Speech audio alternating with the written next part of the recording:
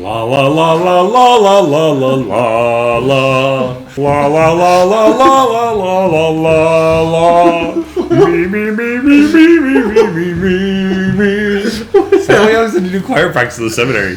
Sister Loretta would always have us do that. I was told by one of my altar servers that I'm decent at singing in church, but then I sang like Chandelier or something by Sia, and she told me never do that again.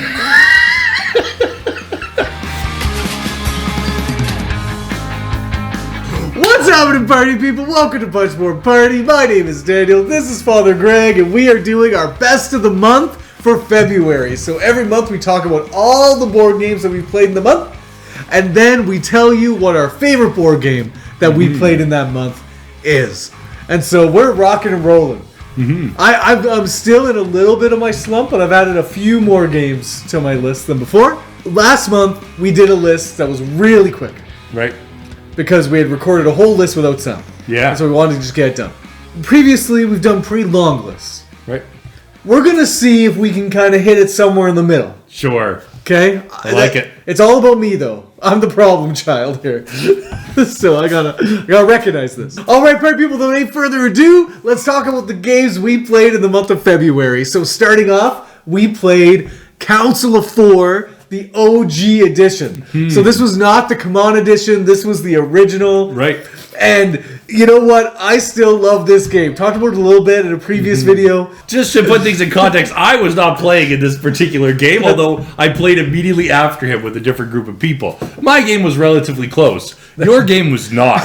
No. So I scored 118 points, and then Father Dan scored 30 or 35 points, and Dave scored 20 points. So this was insane. So Council of Four, it's just kind of this fun like root building game where you gain these property tiles, which allow you to build in certain regions and areas. And then when you build on a route, if you're connected to previous routes that you've built, you're going to activate the bonuses and abilities of those kind of spaces along the route as well. Right. And so you're hoping to kind of chain these things together.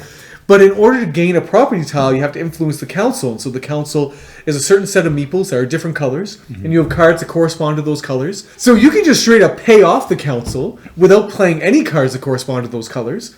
But it's going to be cheaper for you for every color that you are able to play from your hand that correspond to that council. And there's also an action in the game where you can add council members and like slide other council members off to make the council more in keeping with the cards you have in your hand. I think all the mechanisms interlock in this game into a really lovely finished product. I think the runaway leader problem is something that you would cite as a problem for this game. Right.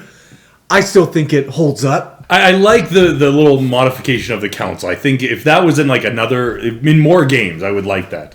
Yeah. That little mechanic is a really neat little thing. The overall game, it's fine. The next game that I played was Wayfarers of the South Tigris. Got this back to the table. Wow. And had another good game of Is it still unruly as all get out? You know, it's still unruly. I still had to explain it like to somebody who was playing for the first time. But they're like a very competent gamer, Father Dan, and so it went well enough. He didn't, he wasn't confused, but there's still a lot to kind of get your head around. But it's growing on me a little bit. Yeah. Okay. Yeah. So your experience of it is improving. Yeah, I think so. Because I was wondering if this was going to just ultimately fall flat.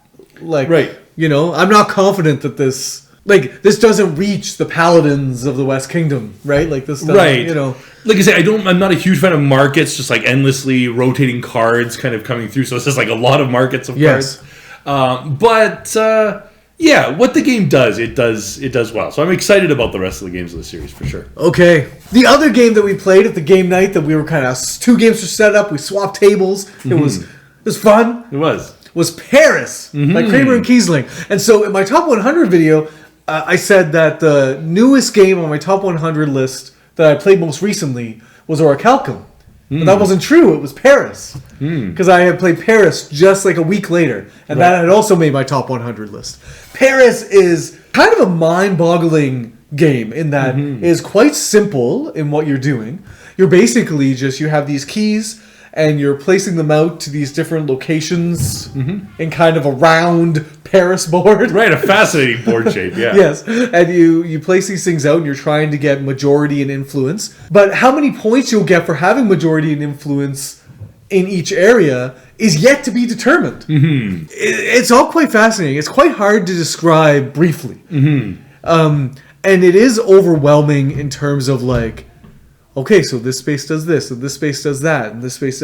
And so you can get overwhelmed by all the iterations, but it is a very simple, just kind of like straight to the point thing that you're trying to do. But I had a lot of fun with this. Yeah. It's really fun. There's a lot of nifty little things going on in this game, even though from the outset I would say it seems pretty vanilla. Like, it seems like you're just, I'm building a neighborhood in Paris. Right. Woo. But, like, when you start moving around, like, there's this bonus kind of tile track. And, and so you can get these, like, bonuses, but it's, like, that ratchet mechanic. You can go as far as you want. And, like, usually the bonuses at the end are significantly better than the early ones. But how far do you want to go ahead? And how far are you going to be able to move up? Because if you get to the far end of the track, like, you can grab the best tile, but then for the rest of the game now you have no other bonuses that you can claim. Oh, yeah. So I remember how the scoring works. It's fascinating. So there's like a break limit on each region. That's right. Where I think it's the same for all of them. 4 keys. But yeah, so once you get to 4 keys, and the person who played that last key then gets to choose a scoring tile of their choice. And they can place it on any of the regions. That's right. So that's what makes it fascinating. Is that, like, you could be placing the key in a particular region, but you don't have the majority there. So then you take the scoring tile that has a pretty big scoring point, and you put it at the region where you are winning. So that it's fun. That's fun. Right. Yeah. Yeah. Rock and roll. The next game I played, I went to Mary and Dallas's, and Mary had been given a board game as part of, like, I'll say, like, a Christmas gift exchange or something like that. Okay. This board game, I think, was from, like, 1984. Oh, goodness. It was called Kaleido Maze. This game is so weird, but it's this 10 by 10 grid. Okay. But there's all these little, like, plastic gates that go in between all of the little spots on the grid. So it creates like a nightmare to set up. So it creates this, like, little maze that goes, like, around the board. Okay. And you each start at different corners, and you're trying to get to, like, each other's base with, like, your attacker, because if you, like, land on their spot, can, like, take over their base, and you steal, like, 3 points from them. But you also have this, like, defender kind of that, like, can kind of stop them or get in their way. And you can also, like, you have certain cards. Like, it's just a roll and move. You literally roll and you just move along this maze. But you have, like, a card that will, like, open up a blue gate. Okay. So, like, now all of a sudden this maze, like, you can turn it to go in, like, a different direction. This game is terrible. I was waiting for, like, the surprise, like, it's actually not that bad. But this is a game that I would love to see restoration games do something with. Okay. Because, like, as I was playing, I was like, man, this game is awful, but, like, there's some real potential in this madness. Like, this like, fascinating thing of, like, having all these different gates, but, like, being able to, like, open some to create, like, little shortcuts. Yes. Like, this idea of, like, I don't know, I was thinking of something, like, if they combine that with the mechanics from Luxor, yes, like where you have, like, a hand of cards, you can, like, choose how you want to move, something like that, right? Like, that alone would make this game, like, substantially better. Yes. So yeah, I'm not sad I played it. Okay, well, Kaleido Maze, there you go. The next game I played in February was a nice game of Splendor. So, good friends of mine, they were gifted Splendor, and so we brought out Splendor, played with the kids. I just love Splendor. It's a great game. Like, yeah, the more I play it, the more I realize that, okay, like, this is one note. This is, like, truly and deeply one note. But, like, that one note, angelic. Just like Father Greg. Just perfect. Nice. I played another game in the T-Series. I played Tiletum. Tiletum. Tiletum, the board game. Yes. Did you play this last month? No, I was going to. It was between Woodcraft and Tiletum. Okay. So we played Woodcraft last month, Tiletum this month. So yeah, Tiletum's a fascinating game where you're going around to, like, different towns trying to, like, build cathedrals, but also, like, I don't know, run fairs and stuff like that. But what's interesting is, like, there's like 4 towns that score throughout the game, and so after a certain number of turns, this town's going to score, and at the end of a certain number of turns, this town's going to score. But so you have to kind of, like, get your person or house into that town in order to score. Right. So the map is like not terribly crucial, but you realize like, oh shoot, like this area is going to score. Like I would score a lot of points, but like I'm not there. So like you have to figure out like how to get your little dude, because you're off, I don't know, in the east of France building some cathedrals, and you got to get to Vienna before like by the end of next turn. Otherwise you score 0 points and your opponent's going to score like 30. And so do you have like one figure? So you have one figure, but you can build houses in certain spots. But like at least in like a 2-player game, sometimes the spot can only have one house in it. So the first player to get there like builds a house, right, and then he can leave. But now you have to have your figure in there, sort of if you want to score. So it's by far one of the simpler T-Series games. All the T-Series games are fairly high involved, but this is like I would say on the lighter end of that, but still like a lot of good media decisions. Yeah, really enjoyed playing Tiletum. Next, with the same buddy, I played a nice little game of Odins Ravens. So again, Odins Ravens is certainly a game that plays you more than you play it, but it is still just really fun. So you basically got 2 decks of cards. You have terrain cards, which match the different terrain types of the path that your Raven is going to fly around the board. And then you have a little stack of low-key cards, which allow you to kind of break the rules a bit and change things around. And so when you draw cards, or draw up your hand at the end of a turn, you can choose from which deck. Now, the cool thing about the low-key cards is that once you play one, they're gone for the rest of the game. So you only ever are going to be able to play 8 low-key cards with the game. So you got to kind of pace them out throughout kind of the round. But basically, you're just racing, trying to get across these terrains. And you know what? It's a good gallon of fun. Next game I played was The Search for Planet X. Okay. And there's 2 modes at which you can play this game. And I think this was the first time I've played on the expert mode. You're an expert, fancy. Yeah, so not according to the score. I got destroyed in this game. Oh my gosh. I don't know if I was tired. I think I may have been like exhausted this day. Right. My brain was just not working. And the deduction process was going rough. And but this is still a delightful game. Were you playing on your own? No, with Mary and Dallas. Okay. And they were ashamed at your performance. Yeah. They were finding comets left, right, and center. I was just looking for one single gas cloud. Couldn't find it for the life of me. No, so yeah, it's really just a really interesting kind of deductive game where you're looking for comets and asteroids and gas clouds and ultimately Planet X. But you periodically unlock these clues about the things in relation to one another. So you'll get a clue that's like, no asteroid is next to a comet. Okay. So you're like, oh, okay, sweet. And then you unlock another thing. It's like, well, one of the asteroids has 2 gas clouds next to it. And Planet X is opposite a dwarf planet or something. Right. And so then you kind of like, as you begin to like sort of arrange that map, you're like, oh, okay, well, if that's true, then you start crossing off things left, right, and center, and you start like investigating space. It's a really neat theme. It plays together really nice. There's kind of like the sun rotates, kind of like a little bit like photosynthesis. You can only examine like the part of the sky that the night is in. Okay. If the sun's in the sky, you can't look out there. It's too bright. And it's competitive. Yeah. Oh. Yeah, it's the first one to find Planet X. Yeah, okay. Yep. Interesting. Busted out an old classic. If you are to believe the early videos of this channel, that is Red Rising. Oh my god. Finally got Red Rising replayed. And you know what? This still just... I just really think this game is fun. Right? Like, whether you want to say, is it better than Fantasy Realms? Is this better? Whatever, right? Like, I think that ultimately Fantasy Realms is the better game. Now that I've given it time and everything like that. Because Red Rising does the same thing as Fantasy Realms. And Fantasy Realms, I think, does what the game does in a more appropriate time span. Right. But Red Rising, the different color iterations, combination iterations, the things that you're trying to do, the variations of like, oh, I can go in this direction or that direction. It's just fun. It's just like a blast to try and just figure out, okay, I got this card and this card, they're working together. But like I don't have enough room in my hand to get this card, so do I want to get that card? And so ultimately you're trying to make your optimal hand. And all the cards, they work against each other in different ways and with each other to either make you points or lose you points. And so you really want to be drawing the right cards into your hand that work with the cards you already have in your hand, but you only have a certain size hand, and so you got to kind of make sacrifices along the way. So I still think this is quite fun. I'll hang on to this for a long time, and I'll bring this out every once in a while.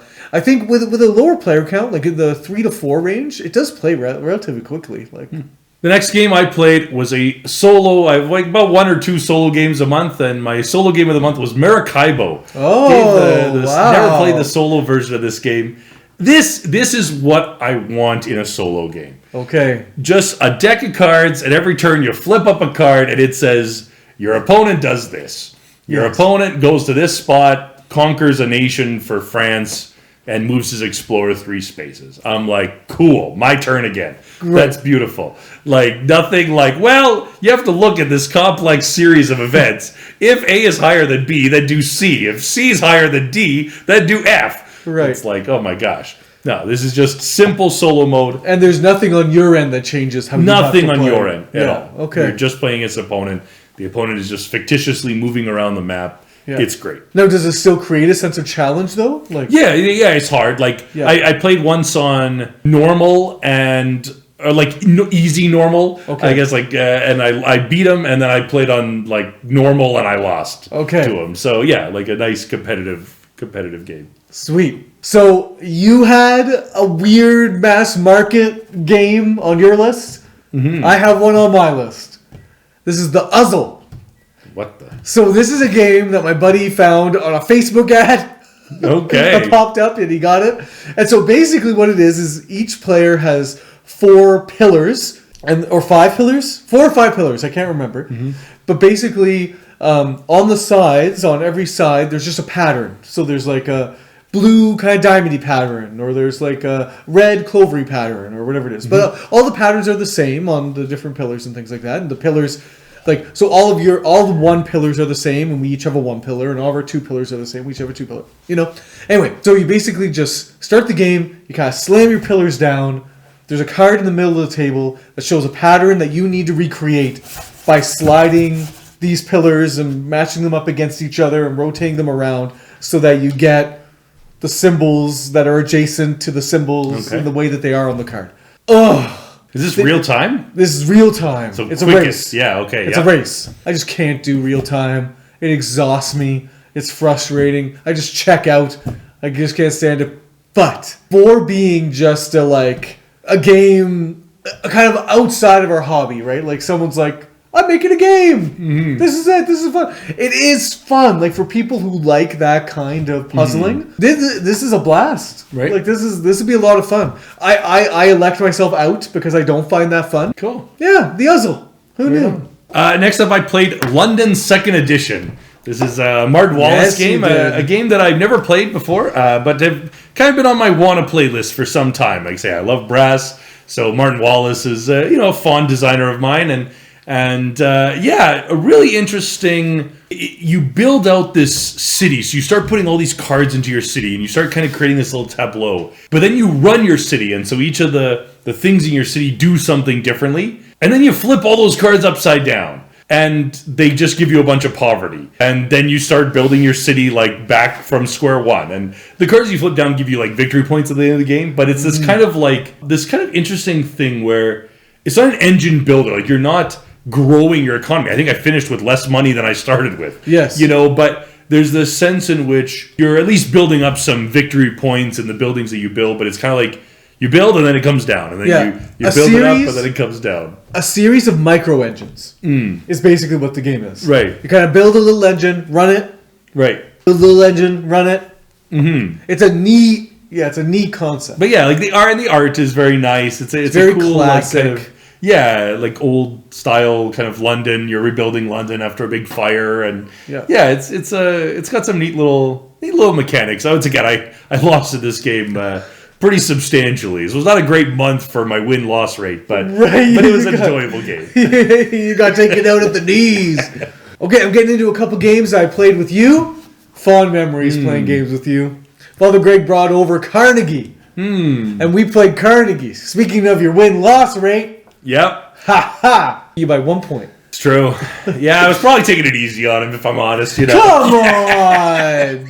No, I'm joking. I was struggling. I was struggling to get the concept.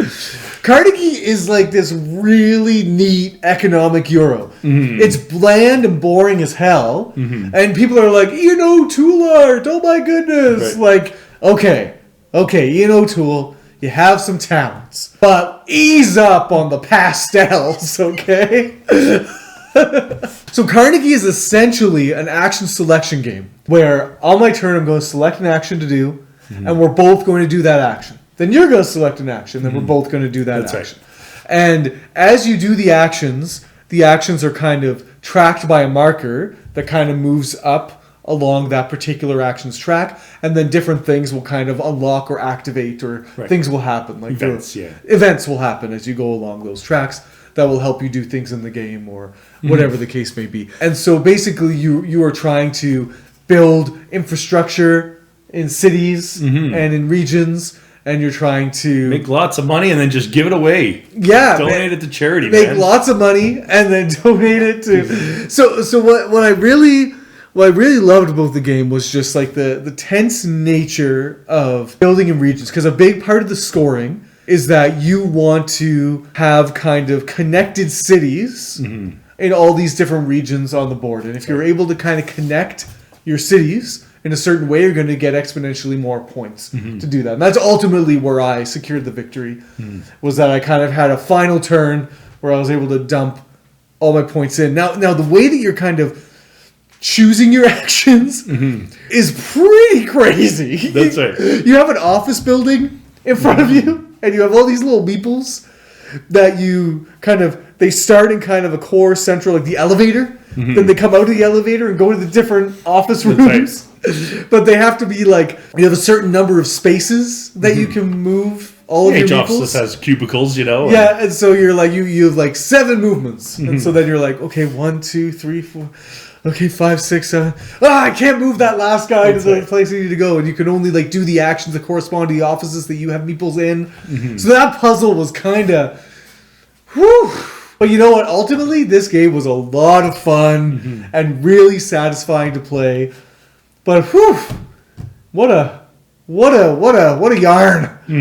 Yeah, I played this game 2 times this month, lost in both of them. So that's another strong contender for the win rate of the month here. Right. My next game was Glenmore. This is another game that I've never played, that I've seen many times, but I know nothing about that. Like, I knew nothing about this game prior to playing it. Now you were playing OG Glenmore? Yes, the original. Yeah, not Glenmore 2 Chronicles or whatever, just the standard version. This is a fascinating little game. Yeah, it's really interesting. There's like maybe 1 or 2 tiles that maybe are like a little bit overpowered, but other than that, like this game, it sings. The only thing I didn't quite realize is that when you're placing a tile, you're either building it on the river or the roads or somewhere just fields. But the river only ever goes north-south. Like, the river never ever bends. Like, I was expecting you to get a tile that, like, would turn your river around. Or like, same with your road. Your road only ever goes east-west. And, like, never turns. So all your road tiles need to be built in, like, one line. And all your, like, nice river tiles all need to be built in one, column. But yeah, just really interesting. Kind of like, you're just getting cubes and selling the cubes for victory points. Or making things with them and then selling those things for victory points. But fond memories of Glenmore. Okay. I'm really interested in Glenmore Chronicles 2. Now, it's essentially a rondel. You're going around this board just to take whatever tile you want, and then you put it into. Is it kind of the ratchet thing? Yes. Yeah. Okay. Exactly. But you keep going around this board. Yeah. Okay. And as you go, more tiles just get added behind you, like as the last player kind of gets out of the way. But it's also one where, it's whoever's furthest back goes first. So if you go really far ahead, like your opponent might have like 5 or 6 turns. Yeah. But you get points for having the smallest city at the end of the game. Okay. And so this is where I think Dave lost this game, because he had this like really big, or he won. He was behind in points, but the other guy Drew had way more tiles in his city. Okay. And so he ended up losing like a lot more points, whereas Dave had like a nice little like compact. So sometimes if you go like really further ahead, like you grab that one tile. Yeah. But like if that one tile is really benefiting you, even if your opponent gets 5 turns in a row. That's right. Like he's adding 5 tiles to his board. That's interesting. And so there's like a negative aspect for that. Another game I played with you, Father Greg, was Ragnarok. This is same designer from Santorini fame.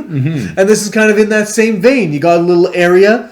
You got a little guy. You're trying to kind of block out the other guy. That's right. And trying to... So what, you have 3 figures each? Yep. And basically what you're trying to do is you can move, and then you can lay down a Ragnarok. That's right, a little like runestone thing. It's like a runestone. And so basically you're trying to cut off areas of the board. So a little bit like a, hey, that's my fish vibe in that regard. But I was also saying in our short video that a little bit like Ankh Gods of Egypt. So...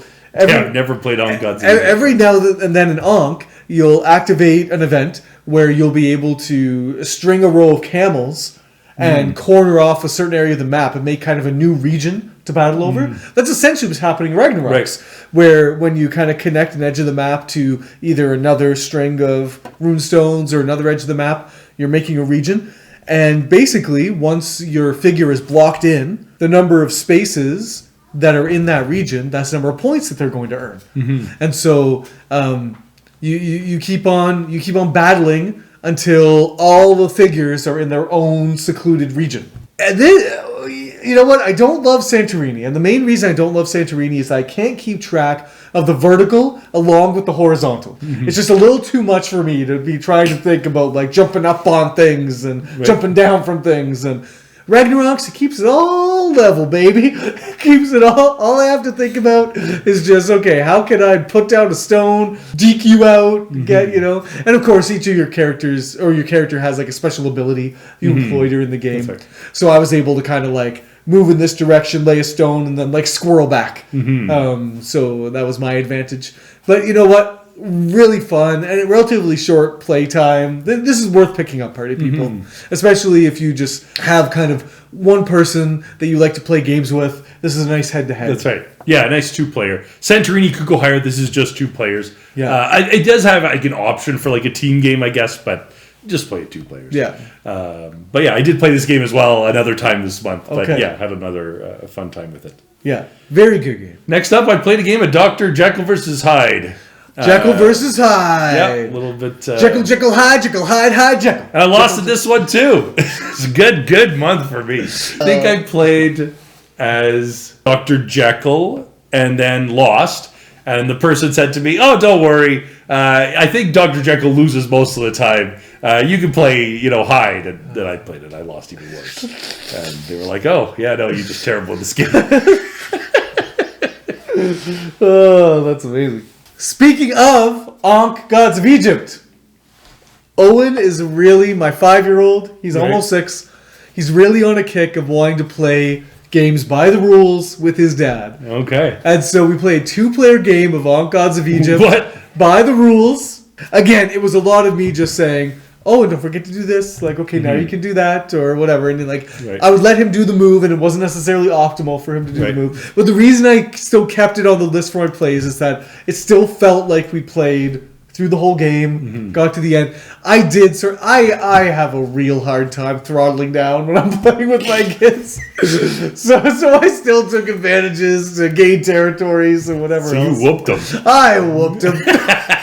I whooped him. So what I really like about Ankh is that it does play super well at 2. It's a nice 2-player experience. And the action selection mechanism is really dynamic, where you have 4 actions that you can choose from. And on your turn, you either you choose an action, and then you either choose a second action, or if the action has gotten to the end of its row, it activates an event. And so then you get to utilize the event. And so if you have done an action and an event, then your turn is over. Or if you've done an action, and then you can choose a second action. And now the second action has to be below the action that you chose. Yeah, so move, recruit, yeah. So if you've recruited a new character onto the map, then you can no longer move your characters. Right. And that kind of thing. So that creates a nice little tension. This is a fascinating dudes on a map game. Cool. Next up, I played some more campaigns of The King's Dilemma. So we're Sweet. rapidly progressing along the story, almost getting towards the end. How's it going? Yeah, so our kingdom, we're working on the up and up. We we got there was like this witch, and she we didn't know if she was like, if we should kill her or if we should like learn secrets from her, and we learned some like new technologies from her. She maybe wasn't a witch, but she maybe was just like an inventor or something. But now we're dealing with like a possessed nun, and that's really fascinating. But What is this? she's got some dark secrets. We're getting to some dark stuff in this game. So there's definitely like some mature kind of content in this game. But, Right. But it's fascinating. So when the Queen's Dilemma drops, Yeah. are you guys going to be just like, yes, all over it, let's do this, based on your experience of the King's Dilemma? That's a great question. I think some games that we have, we're like, this is really good, and we want to play. It keeps coming back to the table, so we're not like, let's just be done with this. But there are some games that we play where at least one of us at the table is furious the whole game. Because when a game's not going your way, oh man, it just feels bad. Well, Dallas is saying that like you don't know the ultimate kind of win condition yet. That's right. And so for him, he's like really ahead in this one dimension of the game, but then he's doing terrible in another. That's right. And so he could still win, right? But like the traditional route, you guys are whipping him out. You get two different kinds of points. You get like prestige points and crave points. And he's craving. That's right. It's unclear as to which ones are more important at the end of the game. Whether you just subtract one from the other, whether like the prestige or crave points depend upon the overall end state of the game. I think I have a few hypotheses as to how the game could possibly end. Right. But there's a few kind of question marks. Well, speaking of Mary and Dallas, Sarah and I went over and we played a nice game of Chinatown. Nice. See, this just made it back on my top 100 list, and it was out waiting for us on the table. And they said, so we don't have to play this, but it'd be really awkward if you didn't want to play it. So I was happy to sit down and play Chinatown. Chinatown is just delightful, streamlined negotiation game where you have 6 rounds. And every round you're dealt out some property cards, you're handed out some business tiles, and you're basically then left to just make whatever deals you want. You have some money, whatever deals you want, however you want, you just wheel and deal until everyone is just kind of like, okay. And then you place your properties and your businesses, and you're trying to, business tiles are numbered, and so you want to make a full set. So if I have a seafood business, it has a 3 on it. I want 3 seafood, all connected together. And then I'm getting the maximum payout every round for that business. Right. If I have a 6 business, it's going to pay me more, but it's going to take longer to get that complete. That's right. Just like a horseshoe in my butt for this game. I had a song and everything. Mary and Dallas hated it. And probably hated me. Because I just kept on singing this song whenever I would draw cards. So basically, I was working on a 6 factory. Yep. And I needed one more tile to complete it. And I was dealt the property card, and I was dealt the tile. Wow. And so...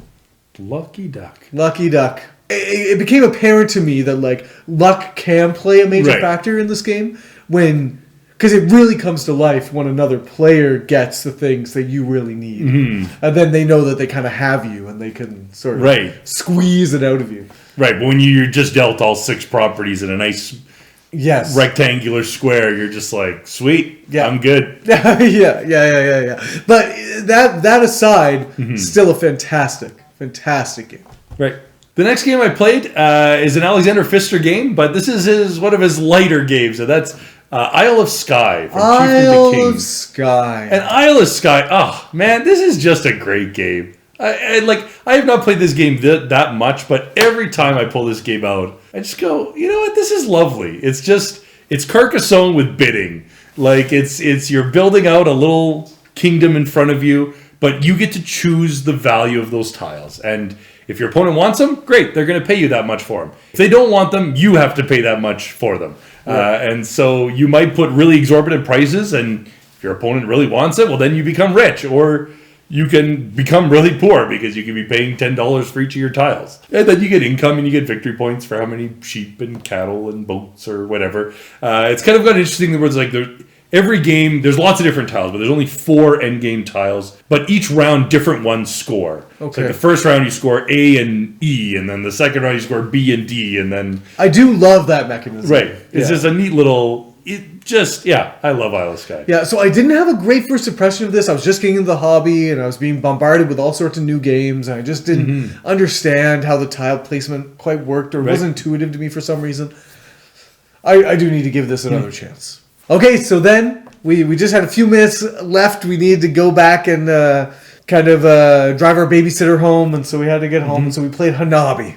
Nice. And so my perfect score at Hanabi has been taken from me. We got scored 19. I have to keep on playing now to get back to my 25. Did you have 25? I had it. Yeah, I had a perfect score, and I never wanted to play the game again. But I'm notorious for not wanting to play the games that Marion Dallas want to play. Right. So I had to say yes, sure, let's do it. And you know what? It was a lot of fun. It's interesting playing with people who have this game on lockdown. That's right. They have a way. So it was very apparent what the shared language was very early on for how we were going to play this game. They had a system for tucking away your 5s. That's right. To make sure that they were nice and safe. They had a system for if I tell you that you have a color, you just play that. That's right. So the thing that was funny was that I'm used to playing the game with a little bit more cheesing. No cheesing. That's right. They had no cheesing. And so that was an interesting way to play. But also, no risks were really taken until the end. Until the very end, then it was okay, and it paid off or it didn't. But I'm used to playing the game a bit more with some risks of what I'm discarding, risks of what I'm playing out. Lots of fun. Cool. What's up, Owen? Oh, yeah. So that's in the Maker version. Are you in the Maker mode? Yeah. So you just click onto Mario, Super Mario Brothers. You need to be in the original mode. Yeah, we're in that. Okay, you're in that. So then it should pop up. It should be an option. Okay. So try and check it out. Okay, close the door.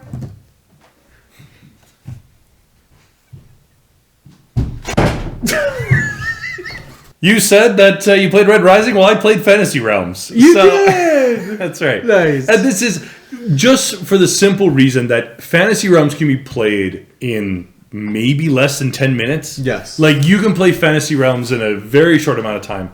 And Dallas had this app that takes pictures of your cards. Oh. And then just tells you your score. That's so you don't even, brilliant. Need to add up all the things this gives me plus 40 and plus 10. It just That's so takes good. pictures of your cards. That just tells you, you have a score of 120, which kind of maybe takes away from the thrill of okay, well I got plus 10 and plus 40 and then minus 20 and so on. But yeah, just a really quick, easy. There's just something lovely about this game. Yeah, that's fantastic. Okay, we played last night. We played a nice little interesting game. Shifting Stones. Shifting Stones is this nice little, you have this group of 9 tiles, and the orientation matters for this game, which is quite interesting. But basically, you have cards with different patterns on them. They want the red stone next to the yellow stone, or whatever, or a more elaborate pattern, whatever the case may be.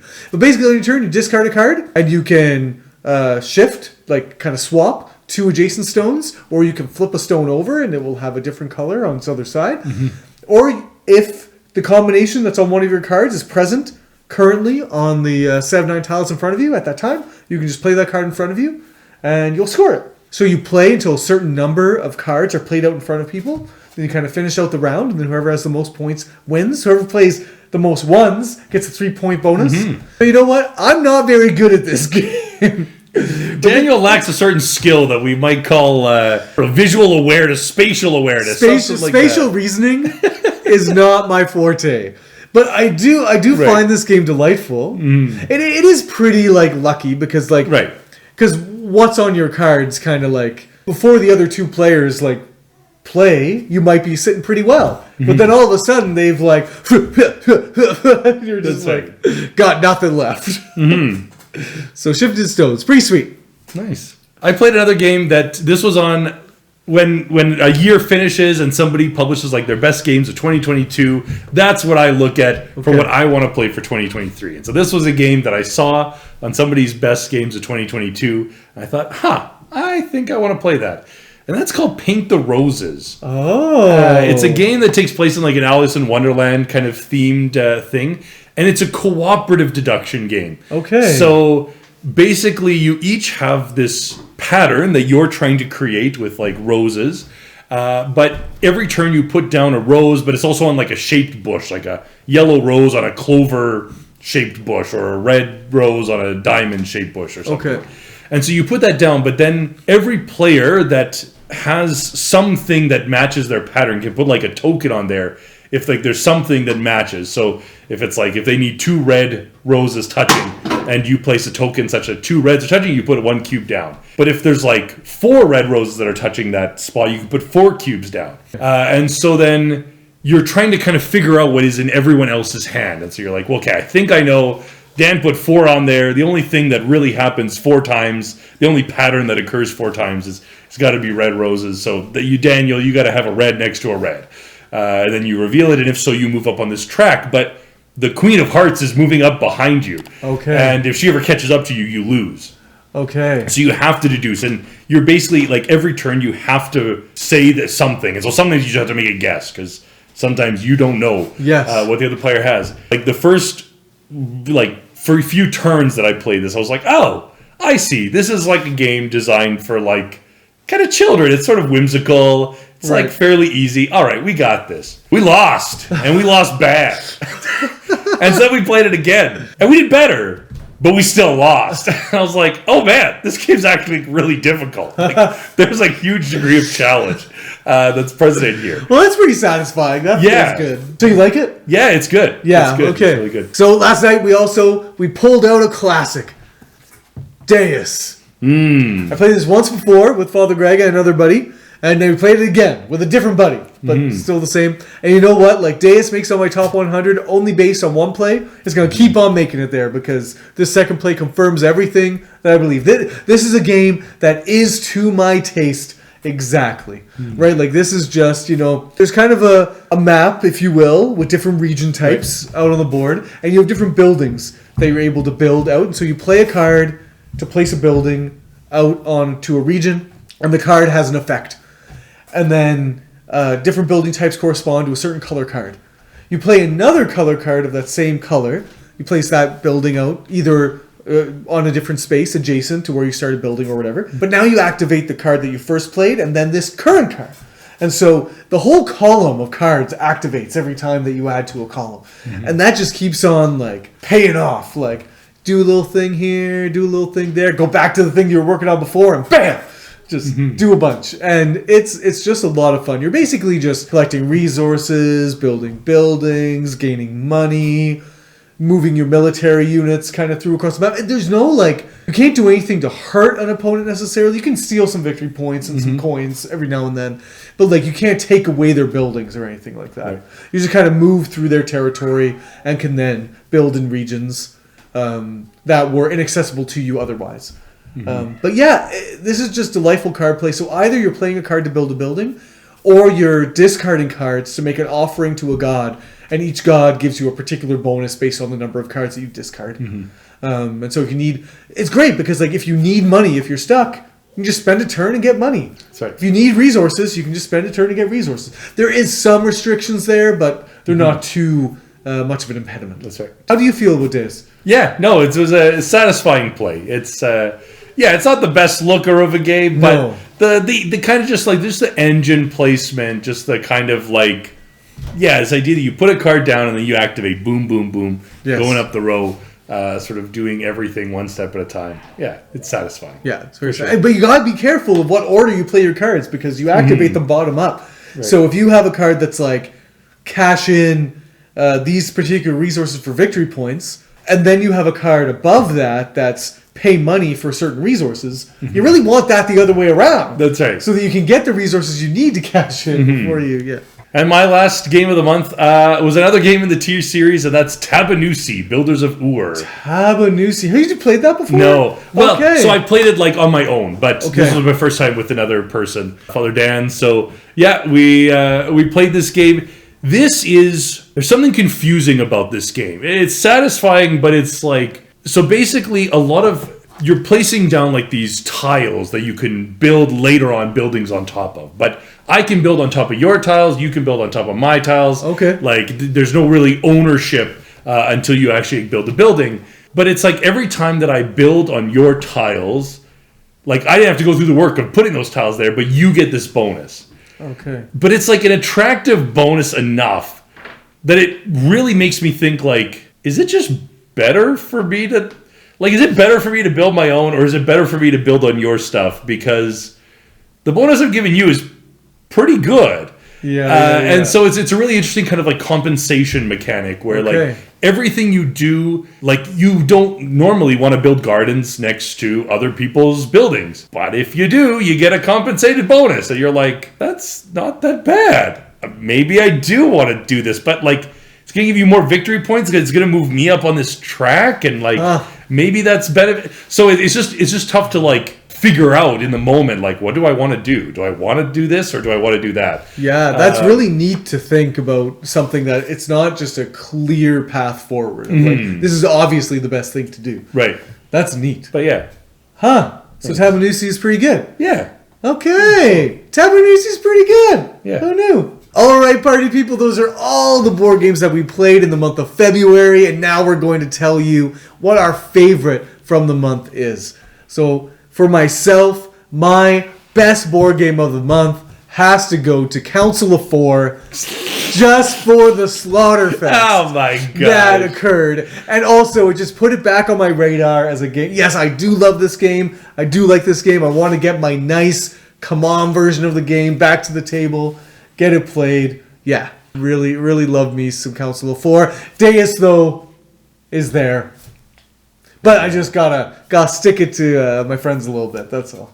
Wow, hate that game. Wow.